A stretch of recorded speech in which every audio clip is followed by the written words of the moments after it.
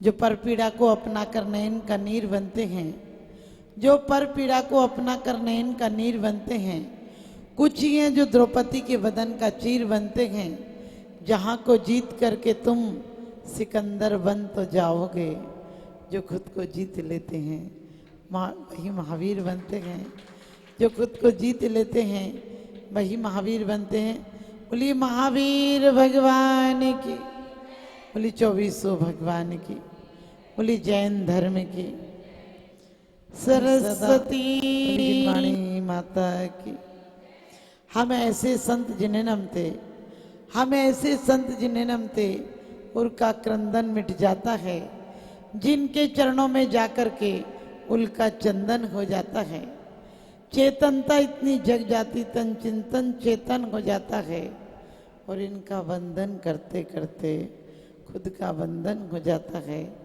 इनका वंदन करते करते खुद का बंधन हो जाता है। ऐसे परम पूज्य प्रातः स्मरणीय गुरुदेव आचार्य सुमत सागर जी महाराज जी की, परम पूज्य प्रातः स्मरणीय गुरुदेव आचार्य विद्यासागर जी महाराज जी की, परम पूज्य प्रातः स्मरणीय गुरुदेव आचार्य सन्मत सागर जी महाराज, परम पूज्य प्रातः स्मरणीय गुरुदेव आचार्य ज्ञान सागर जी महाराज।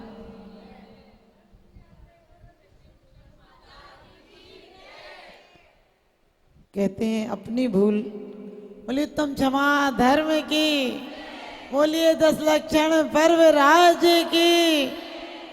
अपनी भूल को कबूल करो, अपनी भूल को कबूल करो।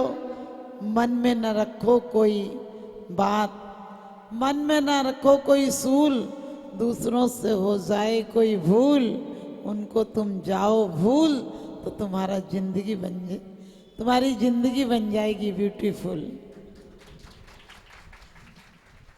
क्योंकि आज हमने पढ़ा कि उत्तम क्षमा कहो मन माने। कहते हैं मन के अंदर उत्तम क्षमा रखो। और कहते हैं गुण को अवगुण कहे अयानो, कहिए अयानो वस्तु छीने बांध मार बहुविधि करे। घर ते निकारे तन विदारे वैर जो न तहाँ धरे। कितनी बड़ी बात कही है। आज हमारी कोई प्रशंसा नहीं करे तो हमें क्रोध आ जाता है।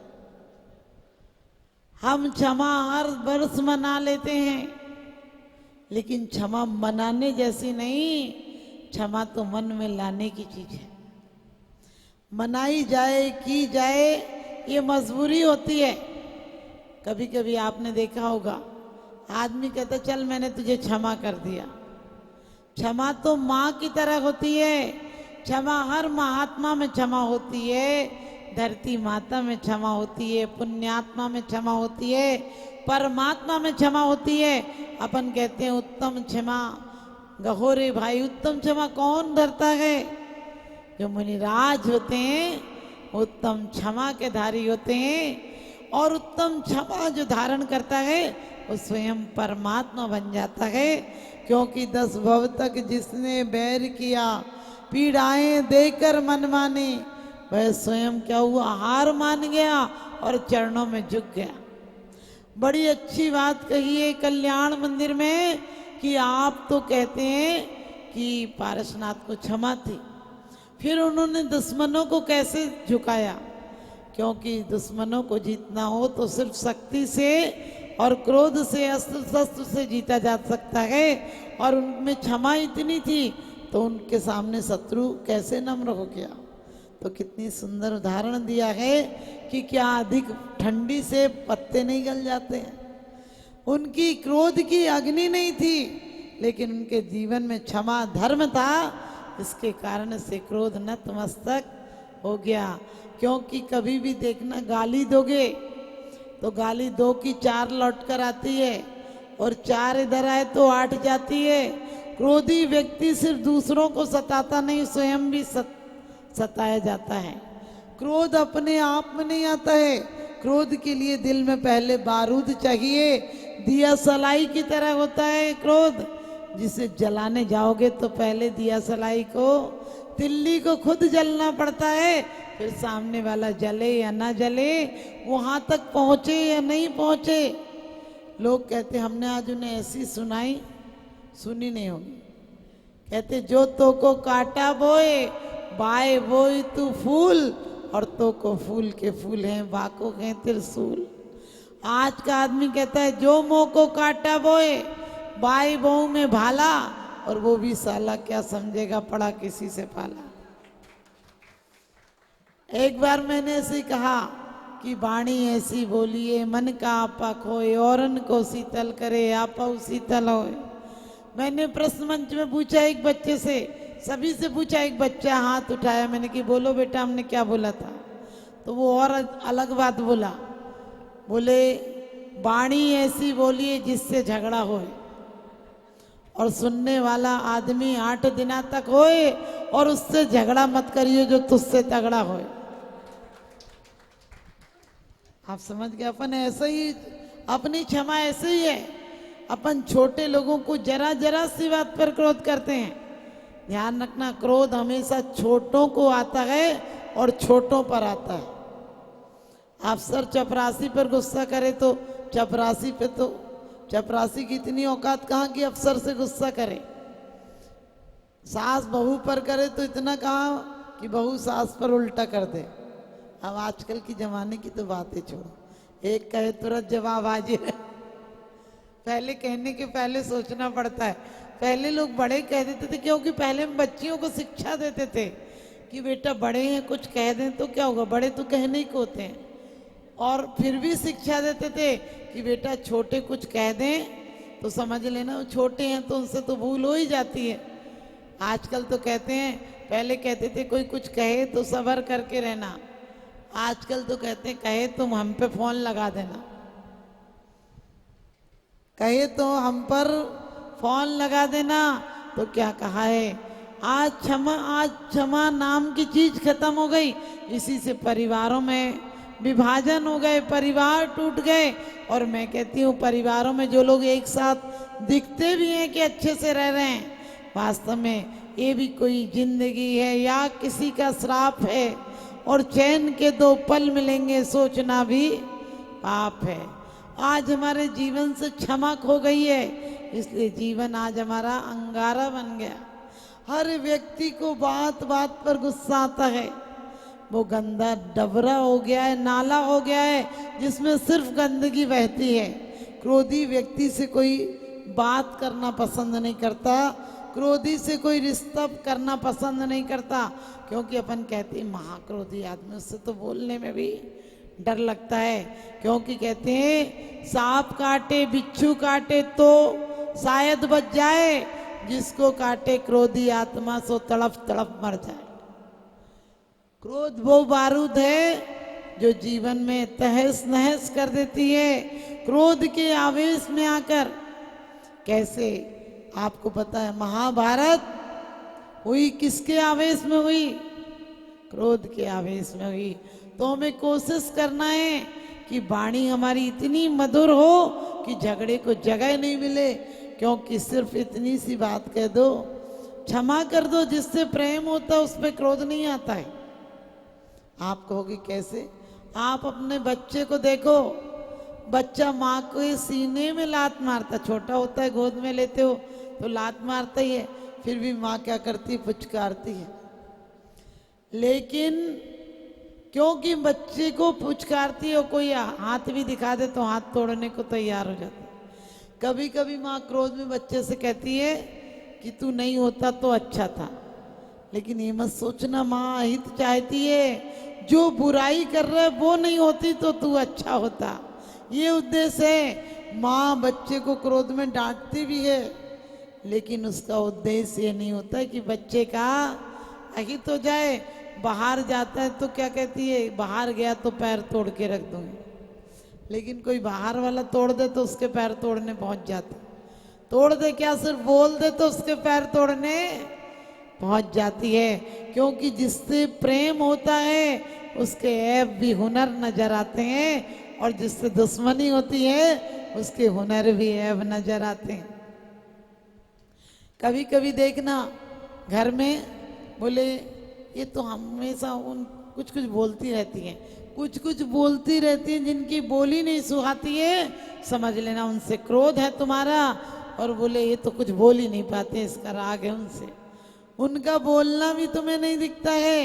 लेकिन मैं तो यही कहूँगी कि आपने जो पूजन पढ़ी है, सदियों से पढ़ी है, हमने त्योहार मनाए हैं, ये त्योहार नहीं, ये महा उपहार है हमारे जीवन में।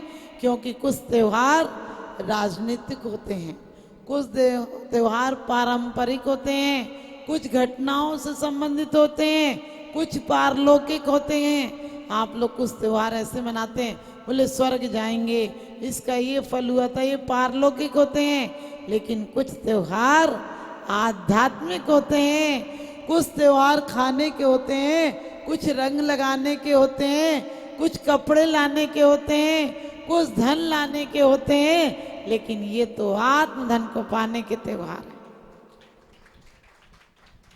ये आत्मा को उत्थान की तरफ ले जाने के त्योहार हैं।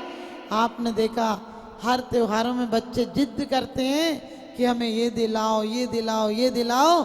लेकिन इसमें जैन बच्चे पर्युषण पर्व अपने आप में कहता है, पर्युषण सारे दूषण समाप्त करो जो बाहर से आए हैं, चारों तरफ से आए हैं। आज क्रोध आता है, किस बात पर आता है?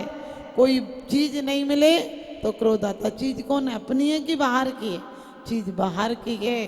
कोई सम्मान नहीं करे तो क्रोध आता है, कोई बात नहीं पूछ के काम करे तो क्रोध आता है। ठंडी के दिन थे, बाहर बैठे थे बाप बेटा, कुछ बर्तन गिरने की आवाज आई। पिताजी ने बेटे से कहा जाकर देख के आना क्या गिर गया। बोले बर्तन गिरा, आवाज आ रही है, थाली गिरी है। कुछ बर्तन गिरे तो फिर पिताजी ने कहा देख के तो आ, किसके हाथ से गिरे? बोले माँ के हाथ से गिरे। तो पिताजी ने कहा अजीब आदमी, अरे शादी को 1 महीना हुआ, अभी से बीवी का इतना पक्ष लेने लगा। हो सकता है बहू के हाथ से गिरा हो, तेरी पत्नी के हाथ से गिरा, देख के तो आ। तो बोला नहीं पिताजी पता लगा लो, चाहे आप जाकर देखाओ, माँ के हाथ से बर्तन गिरा है। पिताजी ने कहा अजीब है। तो पिताजी को गुस्सा आया, कहने लगे देखता हूँ किसके हाथ से गिरा। तो बोला पिताजी जाने की जरूरत नहीं है, झंकार तो हुई, टनकार नहीं हुई। यानी बर्तन गिरने की आवाज तो आई, लेकिन बोलने की आवाज नहीं आई।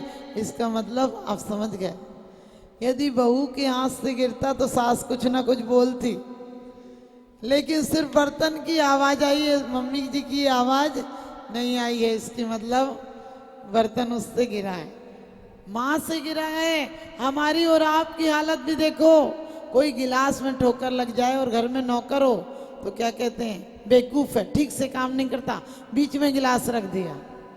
और यदि नौकर के हाथ से, नौकर की ठोकर से गिलास फूट जाए तो कहते अंधा देख के नहीं चलता है। हमें क्रोध आएगा, हमें अपनी गलतियों पर नहीं आता है, हम दूसरों पर देखते हैं कि इसने क्या किया। और कहते हैं वास्तव में दूसरों को देखना बंद कर दो, अपने आप को देखो कि मेरी कहाँ गलती हुई, मुझे क्यों क्रोध आया। कोई चीज तुम्हें नहीं आई, उसको आ गई, सोच लो परिग्रह कम हुआ, जान दो ना। घर में शुरुआत मत करो क्रोध की कभी भी, क्योंकि क्रोध है, क्रोध इंसान को शैतान बना देता है, क्रोध इंसान को शैतान बना देता है, भरे गुलिस्तान को वीरान बना देता है। क्रोध से ऊपर उठकर क्षमा लाओ, क्योंकि क्रोध से ऊपर उठे इंसान तो क्षमा तो भगवान बना देती है, क्षमा भगवान बना देती है। कहते हो उसको क्षमा सौंपती है जिसके अंदर विष हो, जिसके अंदर दंत हो। अपनी क्षमा तो ऐसी है, बंगाली बिहारी यात्रा कर रहे थे तो बंगाली थोड़ा सा डरपोक होता है, उसने बिहारी ने गाली बकी, बोले तुमने हमको गाली बका, हमने छोड़ दिया, लेकिन तुम मेरी माँ को गाली बकेगा तो नहीं छोड़ेगा। उसने उसकी माँ को गाली बक दी, बोले तुमने माँ को बका, बीवी को बकेगा तो नहीं छोड़ेगा। उसने बीवी को गाली बक दी, बोले तुमने बीवी को बका, बहन को बकेगा तो नहीं छोड़ेगा। उसने बहन को बक दी। उसके बाद उसने कहा तुमने बहन को बक दी तब भी मैंने क्षमा कर दिया, लेकिन तुम मेरी बेटी को गाली बकेगा तो क्षमा नहीं करूँगा। उसने बेटी को गाली बक दी। उसके बाद बोला चल मैंने क्षमा कर दिया, लेकिन यदि तू मेरी काली मैया को गाली बक देगा तो मैं बिल्कुल क्षमा नहीं करूँगा। उसने उसकी काली मैया को गाली बक दी तो बोला चल मैंने तो क्षमा कर दिया, लेकिन काली मैया तुझे कभी क्षमा नहीं करेगी। आप समझ गए। हम भी ऐसे देखते हैं, हमारा क्रोध अचार और मुरब्बा बन जाता है, हम तुरंत नहीं कर पाते, बोले अब देख लेंगे जब मौका आएगा तो। फिर हम सेना तैयार करते हैं, इतनी ऊर्जा उसमें लगाते हैं, किससे कहना क्या कहना। घर में देखो कभी कभी क्रोध में आप सास को बोल दो चुप रहो, बोलने की जरूरत नहीं, लेकिन पति आता है तो क्या बोलती हो? सास कही आज मुझे चुप कर रही थी तो क्या कहती हो? फिर बोलने में शब्द वही होते हैं। हमने तो अम्मा जी से कहा था अम्मा जी बेकार आप थक जाओगी रहने दो, लेकिन बोलते नहीं है। ऐसे ही अपन बहू से कभी प्यार से कह दो बेटा तू थक गई होगी, तू आराम कर ले, बोले बनाना तो बना ले, नहीं तो बता दे मैं बना के रख लूँ। कई बार होता है सोई पड़ी है कहाँ बना रही है, वो आप घर में ऐसे उसको ये शब्द सुनाई पड़ेंगे तो कहेगी और नहीं बनाती, कर लो क्या कर लोगी। लेकिन आप ये भी कह सकते हैं, कोई पूछे आज खाना नहीं बना, बोले बना दे रही हूँ बहू की तबीयत खराब थी। आप बहू से भी पूछ सकते हो कि कुछ लेना है तो ले ले, और बाकी बोलो बेटा बता तू तेरे लिए क्या बना के ला दूं। क्योंकि जब नई नई बहू आती तो सास थोड़े कुछ दिन रुतबा दिखाती है, ए 2 कप चाय बना दे, देखो बोलने में अहंकार है। मैं क्या बेटा 2 कप चाय बना देगी क्या? आपकी पड़ोसन की बहू एक दिन चाय पिला दे, बोले बहुत अच्छी बहू है, खूब बढ़िया चाय पिलाई थी। अरे घर की बहू रोज चाय पिला रही, एक आध दिन उसकी तारीफ भी कर दिया करो। क्यों? लेकिन हमारे अंदर क्षमा नहीं है, हमारे अंदर प्रेम नहीं है, हमारे अंदर वात्सल्य नहीं है, हमारे अंदर दया नहीं है, इसलिए हम पर क्षमा नहीं है। कहते यदि तुम्हें किसकी पर दया ही नहीं है तो समझना तुम्हें दिल मिला ही नहीं है। मत कहो से हरगिज भी ना, मत कहो से हरगिज भी ना, जिसमें बसती झंझकार नहीं वह हृदय नहीं वह पत्थर है, जिसको गैरों से प्यार नहीं, जिसको गैरों से प्यार नहीं। कभी घर के बड़े बुजुर्ग बूढ़े हो जाएं तो उन्हें झुंझलाहट में मत कहो, क्योंकि उनने तुम्हारे पति को बोलना सिखाया है, चलना सिखाया है, खाना सिखाया है, तुम्हारी बसी वसाई गृहस्थी तुम्हें सौंप दी है, और मरेगी तो सारी अमानत और सब कुछ छोड़ जाएगी। इसलिए कभी बड़े लोग विचार करना, हम पूजा तो हर साल कर लेते हैं लेकिन क्षमा अंदर नहीं आती है। यदि क्षमा अंदर आ जाएगी तो हमारा घर स्वर्ग बन जाएगा। जिस माँ ने 9 महीने बच्चे को पेट में रखा है, उसकी आने वाली बहू पति से कहती तुम्हारी मम्मी तुम्हें चाहती नहीं। मैंने कि उसने पत्थर पैदा नहीं किया, औलाद पैदा की है। कितने कष्ट से। आज तो माताओं के पास बहुत संसाधन है बच्चों को नहीं हो तो मनोरंजन के, उस समय मात्र उसके पास एक बेटा संसाधन था, और कल की आई छोकरी घर में जहर पैदा करती कि तेरी मम्मी तुझे चाहती नहीं। अरे कहो मम्मी जी जितना चाहती हम क्या करेंगे? क्योंकि घर में प्रेम रखो, वात्सल्य रखो। कभी कह दे कि बेटा थोड़ी नरम रोटी बनाया कर, तो बहू कभी कभी कह देती ऐसी बनेगी मेरे से, तो बोलो मम्मी जी बता दीजिए वैसी बन जाएगी। कोशिश करो घर को स्वर्ग बनाना है तो अपने अंदर बिल्कुल कोई अग्नि की भट्टी बनकर आए तो तुम ज्वालामुखी मत बन जाओ, तुम शीतल सरिता बन जाओ। बड़ी अच्छी बात कही है कि वहां में कि यदि कोई पास से भी गुजरता है सरोवर के तो भले वो सरोवर में नहाए नहीं, लेकिन ठंडी हवा तो आ ही जाती है। जो क्षमाशील प्राणी होगा उसका आभा मंडल इतना आकर्षक होगा। मुझे भी पहले बहुत क्रोध आता था, ऐसी बात नहीं। हमने व्रत लिया था तो हमारे मुंह पे ही लोग कह देते थे तुम जैसी व्रत लोगी तो लेने वाले कहाँ जाएंगे। मुझे पहले बहुत क्रोध आता था। यदि एक रोटी माने समझो तवे से थाली में नहीं आई, डायरेक्ट किसी बर्तन में रख के आ गई तो समझो खाना छूट जाए। बहुत बात बात पे क्रोध आता था। यदि मुझसे कोई ने जरा सा कह दिया ये काम कर दे तो करना होगा तो कर दूंगी, नहीं करूंगी तो और बिगाड़ के पूरा फोड़ फाड़ के रख दूँ। लेकिन बात ध्यान रखना, अब मैं हमेशा सोचती हूँ कि जो पहले किया है उसका भी प्रायश्चित करना है। अभी हमने पूजन में क्या पढ़ा, विधान में क्या पढ़ा कि मैंने एक इंद्री से लेकर पंचेंद्री तक के प्राणियों की पृथ्वी मैंने अचानक बेकार खो दी हो, उसका घात किया हो तो मैं क्षमा मांगती हूँ।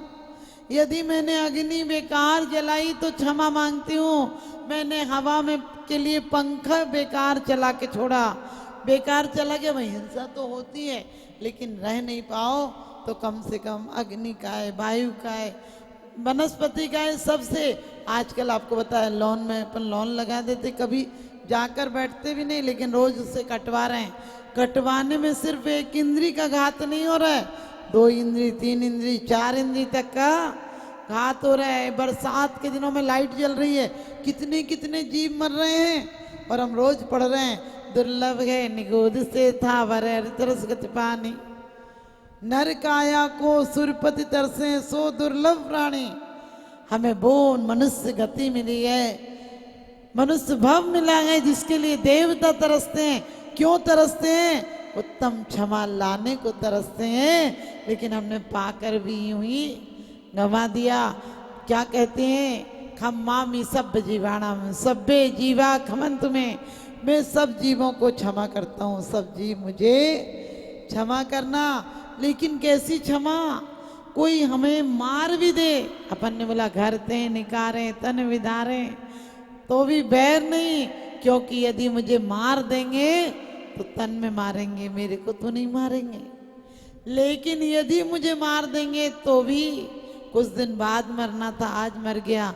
हमें क्षमा ये सोचना है कि भगवान हर तन हर रिश्ते हर बार मिलते हैं, लेकिन एक बार ये रिश्ता ऐसा बनाया जाए जिसे जन्म जन्मांतर तक निभाया जाए।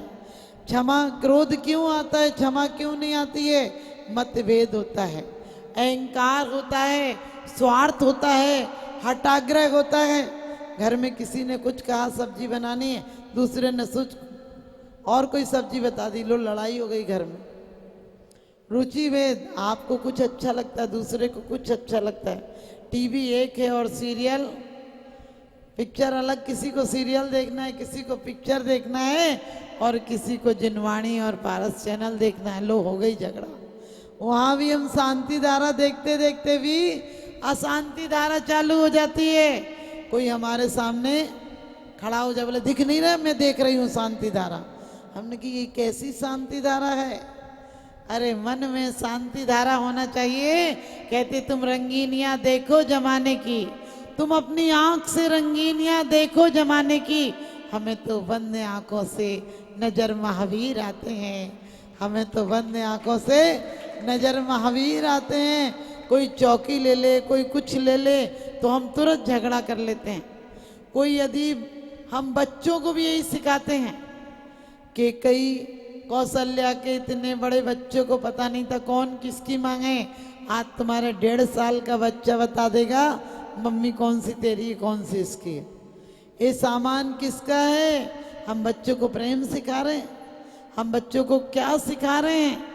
हम बच्चों को क्षमा सिखाएं। यदि किसी ने कह दिया, बच्चे लड़ लेते हैं। एक बार बच्चे लड़ रहे थे, मैंने कि बेटा लड़ो नहीं, बोले लड़ नहीं है, हम लड़ नहीं रहे हैं। हमने कि क्या कर रहे हो? बोले हम तो मम्मी पापा का खेल खेल रहे हैं। आप समझ गए? हमारी ये सब हमारे अंदर सहानुभूति हो। कोई नहीं, उसने कह दिया होगा, आज उसे विकल्प होगा, आज वो दुखी है, आज उसका स्वास्थ्य अच्छा नहीं होगा, कुछ कह दिया तो कह दिया, क्या फर्क पड़ता है। एक घर में रहना है, क्योंकि क्रोध क्या करता है, जो चंद्रमुखी जैसी बहू होती है उसे ज्वालामुखी बना देता है। विवाह क्या है, प्रारंभ में बाय बाय, बीच में हाय हाय, और तमाम जिंदगी तबाह तबाह। आजकल अहंकार के कारण, क्रोध के कारण दंपत्ति नहीं गंपत्ति हो जाते हैं वो, क्योंकि दोनों को क्रोध आता है। पत्नी खाने के टाइम में पति को क्रोध परस देती, खाना तो कम परसती है। मैं सुबह से लगी हूँ, इतना इंतजार कर रही हूँ, टाइम है क्यों या आने का, लो। पति कहता छोड़ दे, चिल्ला रही तो मैं भी नहीं खाए जा रही। और पति भी, तुम्हें पता था जब इतना टाइम हो जाता है मुझे इस समय आना, तो खाना नहीं, क्योंकि बड़े बड़े साइंटिस्ट कहते हैं कि क्रोध में भोजन मत करना, और तुम्हें क्रोध आए तो भोजन बनाना भी नहीं। तो तुम लोग कहोगी फिर तो अच्छा, मैं तो रोज ही गुस्सा आता, खाना छोड़ देंगे। अरे पति क्रोध में खाना नहीं खाएगा तो भी बीमार हो जाएगा, और क्रोध का खाएगा तब भी बीमार हो जाएगा। एक पत्नी बोली माता जी ने समझाना नहीं, खाना बिना खाए चले जाते। मैंने पूछा, पति बोला मुझे क्या इसे समझाओ, जब मैं खाने बैठती हूँ, जब मैं खाने बैठता हूँ तब कुछ कुछ कहने बैठ जाती है। मैंने कहा तुम ऐसा क्यों करती हो? बोले खाने के टाइम ही तो कुछ कह पाती हूँ। मैंने कि उसका खाना और छुड़वा देती हो, कम से कम शांति से घर की बातें ध्यान रखना। घर की बातें सच पूछो तो सदग्रस्त महिलाएं तो वो हैं जो पति तक जाने ही नहीं देती हैं, घर की घर में निपटा लेती हैं। यदि कहेगी, कहते छोटी सी जिंदगी है तकरार किस लिए, छोटी सी जिंदगी है तकरार किस लिए, दिलों में रहती है दरार किस लिए, है साथ कुछ पलों का फिर सब जुदा जुदा, इसलिए जिंदगी में खार बिछाएं किस लिए। जिस पल में हम हंस सकते हैं उस पल में हम रोएं क्यों, जिस पल में अमृत हो सकते उस पल में विष बोएं क्यों, उस पल में विष बोएं क्यों। इस मुंह को गंगा जल की धारा बनाएंगे, इसे गंदा नाला नहीं बनाएंगे। हमारी वाणी से लोग बाग बाग हो जाएंगे, यानी खुशियों के फूल खिल जाएंगे। हमारी वाणी से कोई आग आग हो जाए ऐसी वाणी बिल्कुल नहीं बोलेंगे। अपन लोग कहते हैं आज क्षमा का दिन है, आज क्षमा का दिन, आज क्रोध मत करो। मैं कहती हूँ क्षमा कोई चादर नहीं कि एक दिन ओढ़ लो, क्योंकि ये दिन वो दिन है जब धंधे मंदे और धर्म के धंधे चल जाते हैं। ये वो दिन है, क्योंकि आपको पता है इन दिनों में कमाया हुआ धर्म पूरे जीवन साथ चलता है। ये वो दिन है जब अतिवृष्टि अनावृष्टि से धर्म की सृष्टि की शुरुआत हुई थी, धर्म की रचना हुई थी। तो हमें अपने जीवन की सृष्टि को सुंदर बनाना है, तो दृष्टि को सुंदर बनाना है। किसी के ऐप को तू बेनकाब मत कर, ऊपर वाला हिसाब करेगा, तू हिसाब मत कर। भले ही मैं बुरा सही, तू अपनी नजरें तो खराब मत कर, तू अपनी नजरें तो खराब मत कर। आप लोग आज उत्तम क्षमा धर्म ओम ह्रीम उत्तम क्षमा धर्मांगाय नमः की माला फेरेंगे, और सब लोग हमेशा के लिए इन गुणों को अपने अंदर लाएंगे तो जीवन में महान नहीं, सिर्फ महान आत्मा नहीं, आप एक दिन परमात्मा बन जाएंगे। यदि मुनिराज उत्तम क्षमा को धारण करते हैं तो हम लोग श्रावक आंशिक रूप में क्षमा धारण कर सकते हैं। आपको पता होगा जब क्षमा होती है तो व्यापार भी अच्छा चलता है, परिवार भी अच्छा चलता है, और व्यवहार भी अच्छा चलता है।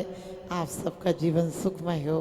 बोलिए आदिनाथ भगवान की। जब बोले परम पूजनीय हरिका श्री सृष्टि भूषण माता जी की 10 लक्षण महापर्व की। देखो मैंने बिल्कुल समय से छोड़ दिया और जय। 5 मिनट पहले ही छोड़ दिया।